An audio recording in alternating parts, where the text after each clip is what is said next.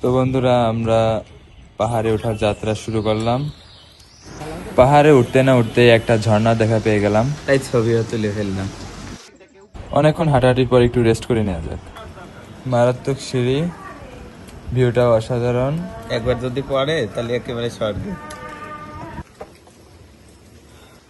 উঠতে না উঠতেই আব্দুল্লাহর ব্রেকফাস্ট, লাঞ্চ, ডিনার শুরু হয়ে গেছে।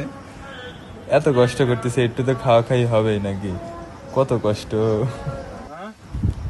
উঠতেই দেখা পেয়ে গেলাম আমাদের হিন্দু ধর্মাবলম্বীদের আশা আকাঙ্ক্ষার স্থান, যেখানে তারা তাদের দুঃখ কষ্টের কথাগুলো জানায়। Wow, I mean how. গাছের উপর কিছু বান্দর দেখা যাচ্ছে, আর দেখা যাচ্ছে কিছু বানর দোলনায় দোল খাচ্ছে। যাই, আমি একটু দোল খেয়ে আসি। দোল খাওয়া ঠিক আছে, কিন্তু নিচে পড়লে কিন্তু নরকের দরজা খুলে যাবে। দেখতে পাচ্ছি পাহাড়ে সাদা বান্দর ঝোলাঝুলি করতেছে।